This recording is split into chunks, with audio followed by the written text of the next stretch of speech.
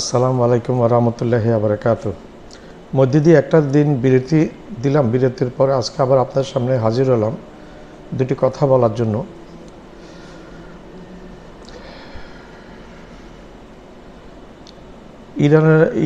আমেরিকার পতন কি ইরানের হাতে হতে যাচ্ছে?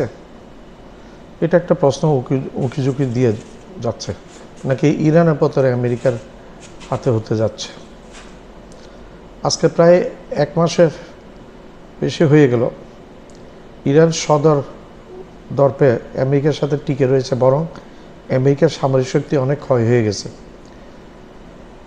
আমেরিকার ব্ল্যাক হক, আমেরিকার দুটো বড় বড় বিমান ফেলে দিয়েছে, F-16, F-15, F-35 ফেলে দিয়েছে ইরান আগে। এর মধ্যে গতকালকে ফেলেছে দুটা বড় বড় প্লেন, ওয়ার প্লেন, এবং সেই তাদেরকে উদ্ধার করার জন্য দুটো ব্ল্যাক হক হেলিকপ্টার পাঠিয়েছিল, দুটোটাকেও ফেলে দিয়েছে ইরান। এটা আমেরিকার ইতিহাসে প্রথম, বিশ্বের ইতিহাসে কোনো ব্ল্যাক হক হেলিকপ্টার ফেলে দেওয়া। এবং ইরানের হাতে যে এইভাবে মার খাচ্ছে, এবং তাদের এই হেলিকপ্টার দুইটি আসছে, যে দুটো বিমানকে ফেলে দিয়েছিল সেগুলো পাইলটকে উদ্ধার করার জন্য আসছিল, এসে এই দুটা হেলিকপ্টার বিধ্বস্ত করেছে ইরান তার মিসাইলের মাধ্যমে, ড্রোন এবং মিসাইল দিয়ে বিধ্বস্ত করে দিয়েছে। এখন আমেরিকার দম্ভ, আমেরিকার অহংকার, ডোনাল্ড ট্রাম্পের মতো একজন অযোগ্য প্রেসিডেন্টের মানসিক রোগীর অহংকার, সে আজকে রাত পর্যন্ত সময় দিয়েছে ইরানকে, তারপর বলছে সে প্রস্তর যুগে ইরানকে ফিরিয়ে নিবে। এখন উপরে একজন বসে হাসছে, জানি না প্রস্তর যুগে ইরান আমেরিকাকে নিয়ে যায় না আমেরিকাকে ইরানকে নিয়ে যায়। এই পর্যন্ত আমেরিকা প্রথমে বলেছিল ট্রাম্প 3 দিনের মধ্যে ইরান পরাজিত হবে এবং ইরানের মানুষ ফুলের মালা দিয়ে গ্রহণ করবে আমেরিকাকে, আমেরিকার সৈন্যকে। হয়েছে বিপরীত। আমেরিকা ইতিমধ্যে অনেক সৈন্য হারিয়েছে ইরানের সাথে যুদ্ধে, এবং অনেক সৈন্য হতাহত হয়েছে। এর মধ্যে সবচেয়ে বেশি হয়েছে ইসরায়েলের ক্ষয়ক্ষতি। ইসরায়েলকে গাজার থেকেও খারাপ পরিণামের দিকে নিয়ে গেছে। আপনার দোনোটা দেখবেন আমার এই ইয়েতে। তো আমেরিকার দম্ভ, আমেরিকার প্রেসিডেন্ট ডোনাল্ড ট্রাম্প তার সেনাপ্রধানকে বরখাস্ত করেছেন, উপরের লেভেল 8 জন জেনারেলকে সে বরখাস্ত করেছে। জাতীয় নিরাপত্তা উপদেষ্টা তুলসী গাওয়ার্ড এই যুদ্ধের বিপক্ষে ছিলেন এবং বলেছেন ইরানের সাথে যুদ্ধে আমেরিকা জয়লাভ করতে পারবে না এই ধরনের। এবং আমেরিকার সেনাপ্রধান এবং বাকি আরও 7-8 জন জেনারেল যাদেরকে বরখাস্ত করেছে, তারা এই যুদ্ধের বিপরীতে ছিলেন। তারা সবাই একমত যে এই যুদ্ধে আমরা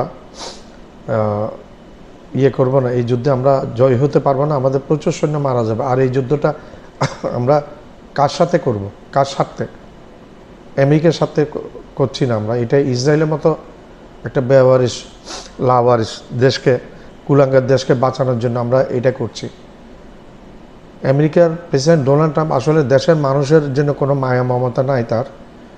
সে স্বার্থটা দেখে তুলসী গাওয়ার্ড মানা করেছিল এই যুদ্ধে যাওয়ার, কিন্তু সে সিআইএর কথা শুনে নেয়, সে শুনেছে মোসাদের কথা। মোসাদ উস্কে তাকে যুদ্ধে জড়িয়েছে এবং একটা পরিণাম ভোগ করছে। সুয়েজ এই হরমুজ প্রণালী বন্ধ করেছে, লাল সাগরের ওইখানে যেই ইয়েটা আছে সেটাও ইরান বলছে বেশি বাড়াবাড়ি করলে সেটাও বন্ধ করে দিবে। তো হুমকি দিয়েছে প্রস্তর যুগে ফিরিয়ে নিবে। ইরান তখন পাল্টা প্রত্যুত্তর দিয়ে বলেছে প্রস্তর যুগে আগে আমরা এই দুনিয়াতে আমরা সবচেয়ে আগে সভ্য জাতি ছিলাম, আমাদের সভ্যতা অনেক পুরনো। আমেরিকার রাষ্ট্রের জন্ম হয়েছে 200-250 বছর পূর্বে। এখন আমরা তখন আমরা ইরান বলতো তখন আমরা সারা দুনিয়া শাসন করতাম, এখন আমরা সারা দুনিয়া শাসনের দিকে ফিরে যাব আবার ইনশাল্লাহ, এরকম বলেছে।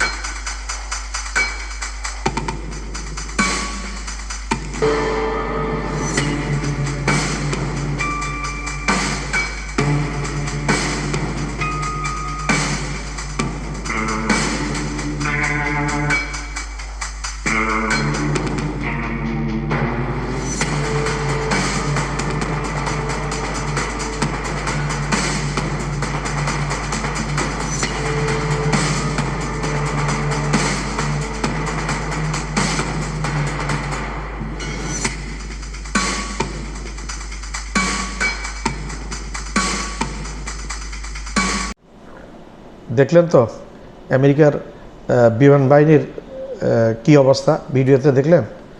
এই বিমান বাহিনীর দেখলে আপনারা বুঝতে পেরেছেন এতক্ষণ, হয়তো সব শেষ করে দিয়েছে আমেরিকার বিমান বাহিনী। এখন সৈন্যরা বিমান বাহিনী এখন ইরানের আকাশসীমে ঢুকা এবং ইরানের গ্রাউন্ডে ঢুকতে ভয় পাচ্ছেন।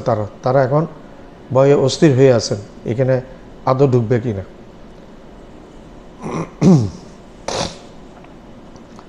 এদিকে ইসরায়েলকে এমনভাবে মেরেছে আমেরিকা, ইরান।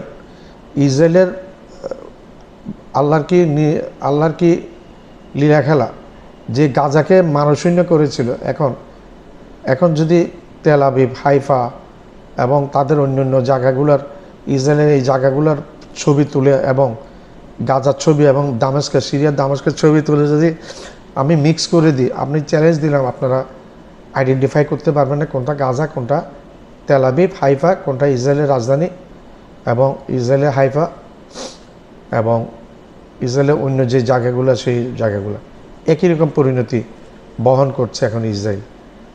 তো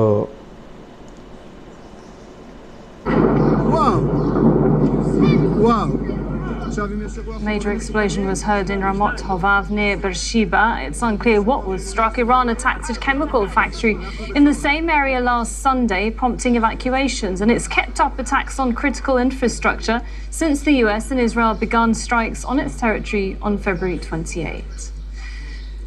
Right, well, Kuwait says it's been hit by a series of overnight drone attacks.